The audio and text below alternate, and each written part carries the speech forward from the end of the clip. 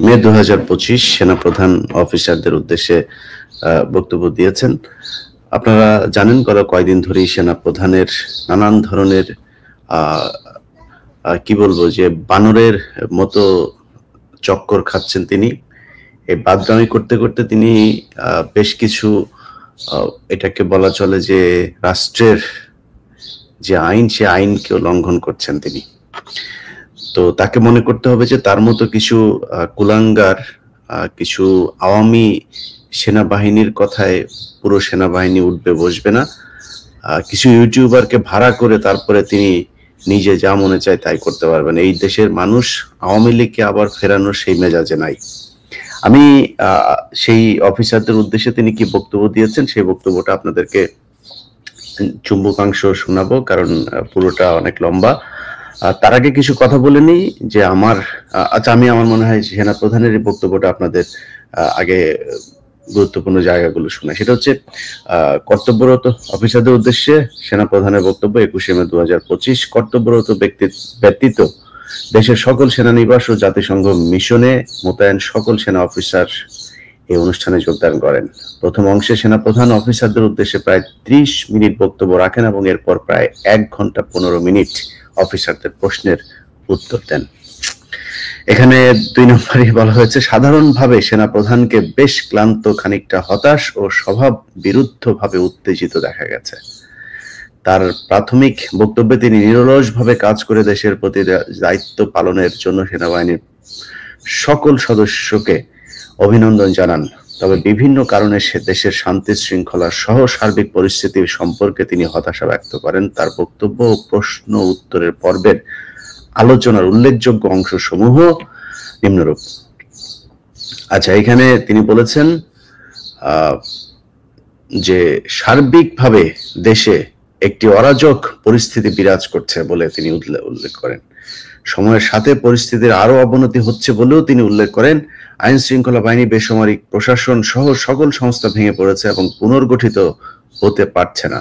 শুধুমাত্র সশস্ত্র বাহিনী এখানে এখন পর্যন্ত টিকে আছে এবং দেশের স্থিতিশীলতার রক্ষায় কাজ করে যাচ্ছে বলে এই অংশটা খুবই গুরুত্বপূর্ণ। আজকের এই যে বক্তব্যটা দেওয়ার জন্য তিনি গত 9 মাস ধরে, আপনাদের মনে আছে, প্রথমে ঢাকা বিশ্ববিদ্যালয়ে একটা ছেলেকে পাগল সাজিয়ে তারপর মারা হলো। এরপরে সংঘবদ্ধভাবে আপনার ধর্ষণের ঘটনা ঘটলো। এই কয়েকদিন আগে ঢাকা বিশ্ববিদ্যালয়ে একজন শিক্ষার্থীকে মারা হলো, যে কিনা বিএনপি সমর্থক একজন ছাত্র ছিল, অর্থাৎ ছাত্রদল সমর্থক। এখন এই যে ঘটনাগুলো ঘটিয়ে দেখেন কি করা হলো, ভিসির সাথে মুখোমুখি করা হলো বিএনপিকে। ওইদিকে আপনার আসিফ মাহমুদের বিরুদ্ধে বিএনপিকে উস্কে দেওয়া হয়েছে সিটি কর্পোরেশনে ইশরাককে বসানোর জন্য। আমি মনে করি ইশরাক এখানে এই জোর জুলুম করে তারপরে বসার জন্য ইশরাক ছেঁচড়ামো করে তারপরে সিটি কর্পোরেশনে বসার মতো ছেলে না। সামনে যদি মেয়র ইলেকশন হয়, কোন নির্বাচিত সরকার হলে সেইভাবেও তার যাওয়ার সুযোগ আছে, কিন্তু তাকে উস্কে দিয়ে তারপরে আসিফ মাহমুদের বিরুদ্ধে লাগানো হয়েছে। এই জায়গায় একটা বড় ভূমিকা পালন করেছে আসিফ নজরুল। আমি অনেক কিছু আপনাদেরকে কার কার সাথে কথা হয়েছে সেগুলো উল্লেখ করছি না, তবে এইটুকু আমি আমার তাদের সাথে কথা বলে যেটা দেখেছি যে আসিফ নজরুল দুই দিকে ঢোলের তিনি বাড়ি দিয়েছেন। এই পক্ষকে উত্তেজিত করেছেন, এই পক্ষকে বলেছেন তুমি এটা করো। সো সে সরকারে থেকে ইশরাককে বসতে দেবে না, এটা যেমন বলছে, সে আবার ইশরাককে বলছে যে এই সরকারে সে নাম ধরে কয়েকজনের কথা বলেছে যে এই ব্যক্তি নাকি ইশরাককে বসতে দিচ্ছে না, যে কারণে বিএনপি তাদের বিরুদ্ধে এখন খেপছে। তো এই কাজটা সেনাপ্রধান অনেক আগেই করতে চেয়েছে, অনেক আগে থেকেই চেষ্টা চালিয়ে যাচ্ছে দেশে একটা অস্থিতিশীল পরিস্থিতি বিরাজ করুক এবং মানুষ ইউনূস সরকারের প্রতি একটা বিরূপ একটা পরিস্থিতি তৈরি করে তারপরে তাদেরকে সেনাবাহিনীর কাছে যাতে সারেন্ডার করে, যে স্যার আপনারাই ক্ষমতা হাতে তুলে নেন। এই চেষ্টা তিনি 5 তারিখের আগে 3 তারিখ থেকেই শুরু করেছে। তার ইচ্ছা ছিল আসিফ নজরুলকে প্রধান উপদেষ্টা করে তারপর একটা সরকার গঠন হবে, আর আসিফ নজরুলকে দিয়ে তিনি যেভাবে চান সেভাবে করতে পারবেন, কিন্তু সেটা সম্ভব হয় নাই। আমি সরকারকে বলবো অতি সত্বর ডিজিএফআই এর এই সোর্স আসিফ নজরুলকে দ্রুত সরকারের উপদেষ্টা থেকে বহিষ্কার করা হোক। তারপরে তিনি বলেছেন যে 5ই আগস্ট হতে এ পর্যন্ত দেশের সার্বিক পরিস্থিতি স্থিতিশীল রাখতে সেনাবাহিনী অক্লান্ত নিঃস্বার্থ ভূমিকা পালন করতে সেনাবাহিনী ও সেনাপ্রধানকে টার্গেট করা হচ্ছে বলে তিনি হতাশা ব্যক্ত করেন। সেনাবাহিনী ভালো করেন এই 5 তারিখের পর থেকে। আপনারা সারা দেশে আপনাদেরকে ম্যাজিস্ট্রেসি পাওয়ার দেওয়া হয়েছে। এই সেনাপ্রধানের আপনার তাদের যেসব উচ্চ পদস্থ যেই জায়গা থেকে তাদের কমান্ডিং মানে কমেন্ট করা হয়, সেই জায়গা থেকে আমি অন্তত 20 জন মেজর ক্যাপ্টেন তাদের সাথে কথা বলে শুনেছি যে তাদেরকে কাজ করতে দেওয়া হয় না। তারা বলছে ভাই আমাদেরকে রাস্তায় কেন নামিয়েছে আমরা জানি না, আমাদের সব পাওয়ার আছে কিন্তু আমাদেরকে কোনো কিছু অস্ত্র উদ্ধার করতে পর্যন্ত তাদেরকে দেওয়া হয় না। অস্ত্র উদ্ধার করতে গেলে আমি দক্ষিণবঙ্গের যে কোনো একজন অফিসারের কাছ থেকে শুনেছিলাম যে ভাই আমরা অস্ত্র উদ্ধার করতে যাই, আমরা তো এটা আগে আমাদের রিপোর্ট করতে হয়, এবং যেখানে যেখানে রিপোর্ট করে এর বাইরে অন্য কেউ জানার কথা না, কিন্তু তারা অস্ত্র উদ্ধার করতে যখন যায় যে দেখা যায় 5 মিনিট আগে, 3 মিনিট আগে, 2 মিনিট আগে তিনি পলাতক। তার মানে যাদেরকে তারা রিপোর্ট করছে তার অফিসারদেরকে তারা এটা জানিয়ে দিচ্ছেন যে এখান থেকে সরে যাও। আওয়ামী লীগের এই লোকজনকে তারা এইভাবে বাঁচাচ্ছে। আচ্ছা, এরপরে বলা হয়েছে যে জাতিসংঘ কর্তৃক জুলাই আগস্ট বিষয়ে যে প্রতিবেদন তৈরি করা হয়েছে তাতে সেনাবাহিনীর কোনো বক্তব্য নেওয়া হয়নি। ডক্টর ইউনূস এটা নিতে দেয় নাই জাতিসংঘকে। মানে জাতিসংঘ যেই রিপোর্ট দিয়েছে সেই রিপোর্ট সেনাপ্রধানের পছন্দ হয় নাই। উনার কাছে দিলে উনি আরেকটু সুন্দর করে করতেন, এইখানে সেনাবাহিনীর কোনো সমস্যা ছিল না, সেনাবাহিনী কোনো কিছু করে নাই, সেনাবাহিনী গুলি করে নাই, এগুলো জামাত শিবিরের লোকজন সেনাবাহিনীর পোশাক পরে, বিডিআর এর পোশাক পরে গুলি করেছে, এটা উনি বানায় ফেলতেন, যে কারণে ওনার এটা পছন্দ হয় নাই। তারপরে তিনি বলেছেন সংস্কারের বিষয়ে তিনি সংস্কার চান, তবে তিনি যেভাবে চান সেইভাবে এই সরকার করছেন না। তো তিনি কিভাবে চান সেটা আপনারা এই কয়দিন আগে একটা বক্তব্য শুনেছেন যে যেদিন আওয়ামী লীগ নিষিদ্ধের জন্য এই আন্দোলন হচ্ছিল শাহবাগে যমুনার সামনে, সেদিন সেনাপ্রধান সশরীরে বঙ্গভবনে গিয়ে তারপরে বলে এসেছে যে আওয়ামী লীগকে নিষিদ্ধ করা যাবে না। ওয়াকারকে এটার জবাব দিতে হবে যে ওয়াকার আওয়ামী লীগকে নিষিদ্ধ না করার জন্য তার এত ইন্টারেস্ট কেন, এটা তাকেই করতে হবে। তারপরে সে সরকারের এই সংস্কারের ভেতরে কয়দিন আগে আপনি হাসনাতকে আপনারা জানেন যে ডেকে নিয়ে যেয়ে তারপরে থ্রেট করা হয়েছে যে তোমরা বেশি বুঝো না, বেশি ফাল পারো না। হ্যাঁ, সেই পোস্ট আপনারা দেখেছেন। যদিও সেটাকে পরবর্তীতে সার্জিস এবং অন্যান্যদেরকে দিয়ে এটা কিছুটা ব্যালেন্স করার চেষ্টা করেছে, সেটা তারা করতে বাধ্য হয়েছে। সেনাপ্রধানকে জবাব দিতে হবে, হাসনাতকে ডেকে নিয়ে আওয়ামী লীগ নিষিদ্ধ করা যাবে না, এই দায়িত্ব সেনাপ্রধানকে কে দিয়েছে?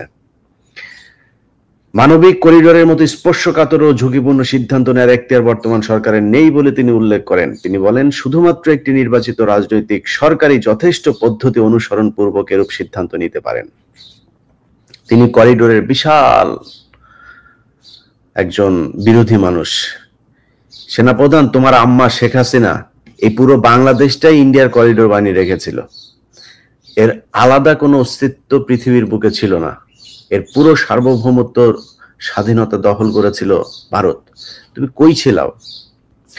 যেই জুলাই আগস্টে ছাত্রদের উপরে নির্যাতন করা হয়েছে, যে দেশের মানুষের উপর গুলি করে, সেখানে অসংখ্য ভারতীয় লোকজন এসে তারপরে ট্রেনে করে বর্ডার পার হয়ে এসে কিলিং মিশনে অংশ নিয়ে তারা সুন্দরভাবে বাংলাদেশ পার হয়ে গিয়েছে। তুমি কোথায় ছিলা? তোমার ক্যান্টনমেন্টে বসে তারপরে আসিফ নজরুল্লাহ তোমার অফিসাররা বসে সেনাবাহিনী, এই ভারতীয় সেনাবাহিনীর গোয়েন্দা সংস্থার লোকজনের সাথে বৈঠক করেছে। কোথায় ছিলা তুমি তখন? তোমার এত সার্বভৌমত্বের প্রতি হয়েছে, তোমাকে ইউনূস না করছে নাকি পার্বত্য চট্টগ্রামে যায় জেএসএস ইউপিডিএফ এর সন্ত্রাসীদেরকে করতে? তুমি এখন প্রতি সপ্তাহে তোমার সেনাবাহিনীরে পোলাও খাইতে দাও, তুমি তোমার সেনাবাহিনীরে কনস্ট্রাকশন ব্যবসা ধরায় দিছ, তুমি এখন আসো করিডোর নিয়ে আমরা কথা বলবো। এই দেশে যদি ডক্টর ইউনূস না, আমি আমেরিকায় বসে আছি, যদি আমেরিকাও যদি আমার দেশের জন্য আমার যদি ফাঁসিও দেয়, যদি আমার দেশ দখল করতে যায়, আমরা কথা বলবো। আমরা এখনো বেঁচে আছি তো। তোমার মতো 2 নাম্বার টোকাই মার্কার দেশপ্রেমিক আমরা না তো। তুমি সারা বছর হাসিনার খায়া এই দেশের পুরো সার্বভৌমত্ব ভারতের হাতে দিয়া তুমি এখন করিডোর মারাইতে আসছো না? বাংলাদেশের বিমানবন্দর প্রতি বছর লোকসান, হাজার হাজার কোটি টাকা তাদেরকে দিতে হয়, তো তোমার আমি কেন দিব? বিদেশি কোম্পানি আমি কোনো দেশ যদি নাকি আমি যদি টেন্ডার দেই, সেখানে বিদেশি বিভিন্ন কোম্পানি আসবে, সেই টেন্ডারে যারা পাবে তারা নেবে। আমার বন্দর ব্যবস্থাপনায় সমস্যা, এটা যদি এই সমস্যা যদি এই জট যদি না হয়, এটার জন্য আমার বিদেশি কোনো কোম্পানি যদি নাকি করা হয়, করবে, সমস্যা কি? আপনি যদি বাংলাদেশ বিমানটা যদি এখন এমিরেটস এর কাছে যদি দিয়ে দেন, আরে ভাই এমিরেটস এই দেশে যা এই বিমানবন্দরের যে পরিস্থিতি করবে, প্রতিটা মানুষ এটা সুফল ভোগ করবে। এখন কোন দেশ কোন কোম্পানি মানে দেশ মানে কোন দেশ এসে আমার এটা দখল করে করবে, এটা আমি বিরোধিতা করব, জীবন দিয়া দিব এটার জন্য। কিন্তু আমার কোনো কোম্পানি কোনো দেশের বিদেশি কোম্পানি এসে যদি এটার হ্যান্ডেলিং এর কাজ নেয়, এটার রক্ষণাবেক্ষণের কাজ নেয়, সমস্যা নাই তো। তুমি তো এতদিন ইন্ডিয়ারে যে সুযোগ সুবিধা দিয়ে রাখছিলে, ইন্ডিয়ান একটা জাহাজ যদি আসে তাহলে তাকে আগে খালাস করতে হবে, সে পরে আসলেও তার আগে দিতে হবে। তুমি তখন তো এটার বিরোধিতা করো নাই। তুমি পাহাড়েই করো না কেন? তোমার খাওয়ার জন্য নাকি এই ডিএইচএস আর এই ঢাকা শহরের অর্ধেক দখল করে তোমার খাওয়ার জন্য সেনাবাহিনী রাখছি নাকি আমরা? তুমি পাহাড়ে যাও, পাহাড়ে যা পাহাড় আগে দখল মুক্ত করো, এরপরে তুমি করিডোরের বিরুদ্ধে কথা বলতে এসো। ডক্টর ইউনূস আর সেনা প্রধান কিংবা যে যাই বলুক, আমরা করিডোর বা কোনো বিদেশি কোনো সংস্থার কাছে কোনো কিছু দিতে হলে আমরা একজন মানুষকে বিশ্বাস করি, সেটা হচ্ছে বেগম খালেদা জিয়া। বেগম খালেদা জিয়ার মতামত নিয়ে যদি মনে করে যে না এটা ঠিক আছে, যেহেতু এটা নিয়ে একটা তৈরি হয়েছে, আমি নিজেও করিডোর সম্পর্কে কিছুই জানি না যে ইউনূস আসলে কোন শর্তে কাকে দিতে চাচ্ছে। ইউনূস যদি কোনো দেশের কোনো বিদেশি শক্তির হয়ে যদি কাজ করতে চায়, আরে ভাই রাতারাতি ইউনূসের বিরুদ্ধে দাঁড়াবো আমরা। যেহেতু এটা নিয়ে একটা বিতর্ক তৈরি হয়েছে, আমি মনে করি এর মধ্যস্থকারী হিসাবে খালেদা জিয়াকে রাখা যাইতে পারে, এবং বেগম খালেদা জিয়া যেটা বলবে সেটাই হবে। একজন বিশ্বস্ত দেশপ্রেমিক, তিনি কোনোদিন এই দেশের বিরুদ্ধে যায় এমন কোনো কিছু করবে না। সো খালেদা জিয়াকে আনেন, এনে আপনারা বসেন, বসে এটা কি করবেন সেটা সিদ্ধান্ত নেন। ওয়াকার এটার জন্য কষ্ট পাচ্ছে, সে লিখেছে এখানে যে there will be no corridor. এখানে সে এটার মানে কোট আনকোট একটা দিয়েছে এই লেখাটার ভিতরে, তিনি স্পষ্ট ভাবে বলেন, এটা লেখার আগে বলেছেন। যাই হোক, ওয়াকারের কাছে আমাদের দেশপ্রেম, উনি ইন্ডিয়ান মাল, ইন্ডিয়া যাও, তোমার আম্মু ইন্ডিয়া গিয়েছে, ইন্ডিয়াতে যাও। আচ্ছা, এরপরেই বলেছে একইভাবে চট্টগ্রাম বন্দরের বিষয়ে কোনো সিদ্ধান্ত নেওয়ার এখতিয়ার এই সরকারের নেই। একের পর এক গার্মেন্টস ফ্যাক্টরি বন্ধ হয়ে যাচ্ছে উল্লেখ করে তিনি বলেন এই বিষয়টি সরকারের কোনো ভূক্ষেপ নেই। তুই কি পাল ফালাস? তোর ডিজিএফআই সারাদিন আকাম করে এই গার্মেন্টস এর পোলাপানের কাছে যায়, কাটি মারে এদেরকে করার জন্য।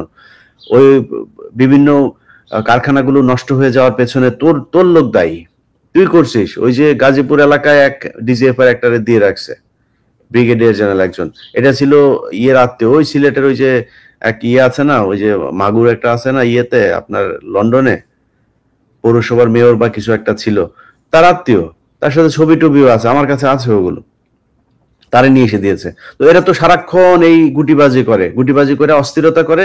এখন আজকে সে এখানে বলেছে যে এটা করছে।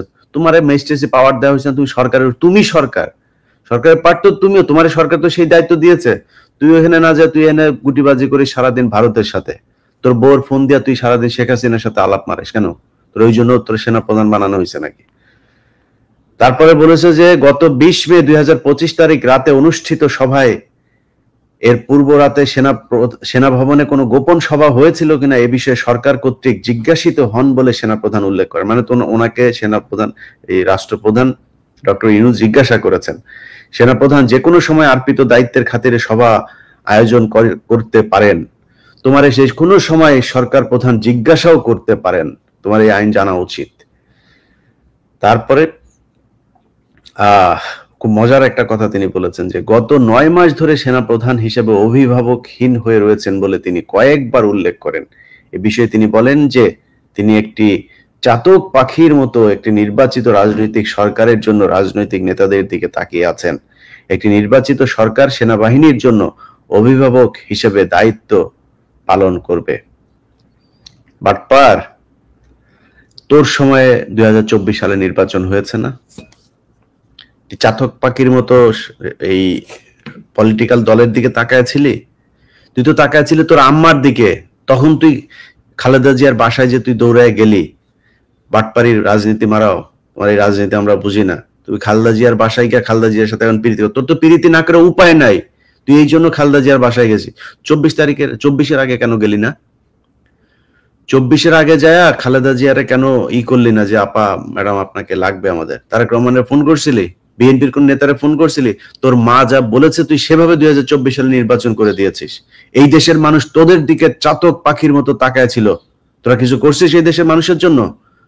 তুই তো সেই বাটপার যে কিনা সেনাবাহিনীকে বলেছিলি যে সেনাবাহিনীর এই ইয়ের কি বলে অস্ত্র দিয়েছে সরকার, সরকারকে রক্ষা করতে হবে, এই কথা বলছিলি না তুই?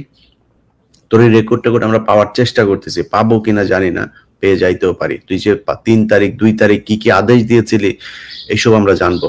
তুই যখন কিনা এই ব্ল্যাক আউট করে পোলাপানরা যে হত্যা করা হইলো, তুই কই ছিলি তখন? তো তখন উদ্বিগ্ন হইস নাই তুই এতগুলি মানুষকে যে মারলো? তুই আর তোর বিডিআর এর লোকজনের দিয়া তুই করছিস, গুলি করাইছিস মানুষকে। তো সেনাবাহিনীর লোক দিয়া গুলি করে 5 তারিখ সকালেও তুই গুলি করাইছিস। তুই তো সেই বাটপার। তুই এখন আসছিস চাতক পাখির মতো রাজনৈতিক দল ইলেকশন করবে সেটার জন্য তাকায়। মানে যদি একটা নির্বাচিত সরকার আসে, ইউনূসকে এখান থেকে সরাই দেয়, তাইলে তোমার সুবিধা হবে গুটিবাজি করতে, তাই না? এই জন্য এখন নির্বাচিত সরকারের তাড়াতাড়ি আনার জন্য চেষ্টা পায়তারা করতেছো, সব লোকজনের কিনে নিয়ে এখন তাদেরকে দিয়ে করতেছো। এগুলি আমরা খুব ভালো করে বুঝি। যাই হোক প্রিয় দর্শক, এরকম লম্বা বিশাল ফিরিস্তি আছে। আমি আপনাদের সামনে বিষয়টা খুব জরুরি এই জন্য দ্রুত জানানোর চেষ্টা করলাম। বাংলাদেশের মানুষকে সজাগ থাকতে হবে, বিশেষ করে বিএনপির ভাইদের কাছে অনুরোধ। দেখেন সামনে নির্বাচন হবে, নির্বাচন হইতেই হবে, এটা ডক্টর ইউনূসও বলেছেন, জুনের বাইরে নির্বাচন যাবে না। আপনাদেরকে এই সেনাবাহিনীর এই ডিজিএফআই এরাই নানান ধরনের কথাবার্তা বলে আপনাদেরকে উদ্বিগ্ন করার চেষ্টা করবে, আপনাদেরকে একটা সিদ্ধান্তহীনতার ভেতরে নিয়ে যাওয়ার চেষ্টা করবে। আপনাদেরকে মাথায় রাখতে হবে এই দেশের মানুষ নির্বাচন চায়, রাজনীতি আমি নিজেও চাই খুব দ্রুত একটা নির্বাচন হোক, এবং সেই নির্বাচন আমার বিশ্বাস ডক্টর ইউনূস দেবেন। এবং ডক্টর ইউনূস এমন কোনো জিনিস করে যেতে পারবেন না যেটা বাংলাদেশের সরকার চায় না। আপনারা তাদের সাথে আলোচনা করুন, কিন্তু এই সেনাপ্রধানকে আপনাদের বুঝতে হবে যে এ হচ্ছে ইন্ডিয়ান মাল, আওয়ামী লীগের মাল। এই আওয়ামী লীগের মালের কথাবার্তা শুনে আপনারা সরকারের বিরুদ্ধে কোনো ধরনের উস্কানিমূলক বক্তব্য কার্যক্রম কোনো কিছু করবেন না, এটা আমাদের প্রত্যাশা। ছাত্র ভাইদেরকে বলবো, ভাই দেখেন আপনাদের হাতে এখনো সময় আছে, আপনাদেরকে প্রমাণ করতে হবে যে আপনারা আসলে দেশপ্রেমিক। এই আসিফ নজরুল থেকে সরায় আপনারা যদি 6 মাস সময়ও পান, এই 6 মাসে দেখায় যেতে হবে যে না, বাংলাদেশে আসলেই একটা ভালো কিছু আপনারা করে গেছে। সেটার জন্য আসিফ নজরুলকে এখান থেকে সরাইতে হবে। আর অন্যান্য যারা আছেন, যেসব ইউটিউবাররা ভাড়াটে হিসাবে খাটছেন, আপনাদেরকে আমরা খুব ভালো করে জানি। ওয়াকারের পক্ষে কথা বলেন আপনারা কিসের জন্য? আপনারা তো সেই মাল যে কিনা মাল খাওয়ার জন্য তারপরে আপনারা বিভিন্ন কোম্পানির কাছ থেকে টাকা পয়সা নেন। আপনাদের মতো মালেরা এসে আমাদেরকে দেশপ্রেম শেখান। সেনাপ্রধানের মাসিক বেতন নিয়ে তারপরে আমাদের কেমন দেশপ্রেম শিখাইতে আসিস? তোরও পেছন দিয়া ঢুকাবে শালার। তুই জানিস না তোরে যে তুই যে দেশে কয়দিন পরে যাবি, যাওয়ার পরে তারপরে তোরে তো পেদাবে। তুই সেনাপ্রধানের ফাঁদে পা দিয়েছিস 2,70,000 80,000 টাকা বেতনের জন্য। এই সেনাপ্রধান আওয়ামী লীগকে চায় আনতে, তুই বুঝতেছিস সামনে কি অবস্থা? আওয়ামী লীগকে আনবে, ভারতকে আবার বিভিন্ন জায়গায় তাদের জায়গাগুলো সুন্দর করে দিবে। এটা হচ্ছে সেনাপ্রধান। আপনার কোনো ধোকাবাজি ধান্দাবাজিতে এই ইউটিউবার ভাড়া করে লাভ হবে? আপনাকে খুব স্পষ্টভাবে কিছু জায়গা মানুষের সামনে পরিষ্কার করতে হবে। প্রথম জায়গা, বিডিআর এর বিচার নিশ্চিত করতে হবে, তাইলে বুঝবো আপনি দেশপ্রেমিক। আওয়ামী লীগের যেসব লোকজন এখনো ডিওএইচএস এ পলাতক আছে, যাদেরকে আপনি লুকিয়ে রেখেছেন, আপনার অফিসাররা লুকিয়ে রেখেছে, তাদেরকে বের করে আইনের মুখোমুখি করতে হবে। সেনাবাহিনীকে ম্যাজিস্ট্রেসি পাওয়ার দেওয়া হয়েছে, সারা দেশে সারাশি অভিযান চালান। অভিযান চালায় আওয়ামী লীগের লোকজনকে ধরেন। অস্ত্র কারা এতদিন অস্ত্রবাজি করেছে, মামলার আসামি কারা, তাদেরকে ধরেন। আপনারা কোনো কিছুই করেন না। আপনি উল্টা বলছেন সরকার আপনারা কি ব্যারাকে রাখা হয়েছে, আপনাকে ম্যাজিস্ট্রেসি পাওয়ার দিয়ে বাইরে রাখা হয়েছে। আপনি কারে দোষ চাপান? আপনি প্যারালাল গভর্নমেন্ট হিসাবে আপনাকে কাজ করার ক্ষমতা দেওয়া হয়েছে, আপনি এসে সেনা ইউনূসের উপরে দোষ চাপাচ্ছেন। যাই হোক, আমরা বিষয়টি নিয়ে প্রচন্ড রকমের উদ্বিগ্ন আমরা নিজেরাও। সো আমরা দেশবাসীকে বিষয়টা পরিষ্কার করার চেষ্টা করেছি আমি আমার জায়গা থেকে। আশা করি আপনারা বুঝতে পেরেছেন। সবাইকে সজাগ থাকতে হবে প্রতিটা মুহূর্ত পর্যন্ত, যতক্ষণ না পর্যন্ত বাংলাদেশে একটা নির্বাচিত সরকার না আসছে এবং সেই সরকারের নেতৃত্বে যারা থাকবে তারা যতক্ষণ স্যাটিসফাইড না। আমি যদি ছোট করে বলি যে তারেক রহমান দেশে যায়নি এখন পর্যন্ত, কেন যায়নি? আপনার কি মনে হয় তারেক রহমান ইউনূসের ভয় যায় নাই? এই সেনাপ্রধানের ভয় যায় নাই? তারেক রহমান আপনাদের কাছে ভাই, অনেকের কাছে আমার মনে হইতে পারে যে আমি এখন হয়তো বা আপনার কারো পক্ষে, ভাই আমি কারো পক্ষে যে কথা বলি না, এটা কয়দিন মানে যখন একজন আজকে বলেন তার পক্ষে বলি, পরশুদিন বুঝতে পারেন যে না এই তো আসলে এর লোক না। সো আশা করি দিন শেষে বুঝতে পারবেন। ভাই বিশ্বাস করেন, বাংলাদেশে যদি নাকি একটা নির্বাচিত সরকার আসে এবং সেটার প্রধান যদি নাকি তারেক রহমান হন, আমি আপনাদেরকে কথা দিলাম, মানে আমি আমার নিজের জায়গা থেকে আমি যতটুকু বুঝতে শিখেছি তারেক রহমানকে, বিএনপির বিগত দিনে যে সরকার ছিল তার চেয়ে অনেক ভালো কিছু একটা দেখবেন। আমি আপনাদেরকে কথা দিলাম, যদি নাকি খারাপ কিছু দেখেন, যদি অন্যরকম কিছু হয়, লুটপাট হয়, তারেক রহমান বিদেশি কোনো শক্তির হয়ে কাজ করে, আমি বললাম আমি ফার্স্ট পার্সন হব যে কিনা আপনাদের সাথে দাঁড়াবো, তারেক রহমানের বিরুদ্ধে দাঁড়াবো। কিন্তু আমি এখন পর্যন্ত তারেক রহমান সম্পর্কে, তারেক রহমানের এখনকার যেই তার চিন্তা ভাবনা, তার যেসব মানুষজনের সাথে তিনি এই রাষ্ট্র নিয়ে কথা বলেন, আমি সেটা থেকে আপনাদেরকে বলছি যে তারেক রহমান একটা ভালো কিছু আপনাদের সামনে। এখন আপনি যে বিএনপি কে দেখছেন, বিএনপি এরকম থাকবে না, বিশ্বাস করেন এরকম থাকবে না। বিএনপির অনেক নেতা আছে যাদের উপরে তারেক রহমানের শতভাগ কর্তৃত্ব নাই, যে কারণে অনেক কিছু তিনি করতে পারছেন না, চাইলেও অনেক ব্যাপারে তিনি এখন নিশ্চুপ থাকছেন। তিনি দেশে ফিরলে সেটা দেখতে পারবেন। সো আমরাও চাই, আর যদি জামাত আসে, আমাদের জামাতকে নিয়েও কোনো বড় ধরনের কোনো অভিযোগ নাই যে জামাত এসে তারপরে দেশকে বিক্রি করে দেবে। তাদের কিছু নেতা আছে যারা কিনা রয়ের সাথে কানেক্টেড, নানানভাবে জামাতকে বিতর্কিত করার চেষ্টা করছে। তো এটার ব্যাপারে আমার কোনো আপত্তি নাই। তারাও যদি আসে, আমি মনে করি দেশ নিশ্চিন্ত একটা জায়গায় যাবে। যারাই ক্ষমতায় আসুক, বিএনপি কিংবা জামাত কিংবা এনসিপি, আমি মনে করি যে এই দেশ একটা ভালো জায়গায় যাবে। তো সেই দিন পর্যন্ত বাংলাদেশের প্রতিটা মানুষকে নিরাপত্তা প্রহরীর মতো এই দেশকে পাহারা দিতে হবে। আমরা আছি ইনশাল্লাহ। এই দেশ ভারত, চীন, পাকিস্তান, আমেরিকা কোনো দেশের কাছে নতজানু হয়ে তারপরে থাকবে, এটা আমরা কখনোই ইনশাল্লাহ হইতে দিব না। সবাই ভালো থাকবেন। আল্লাহ হাফেজ।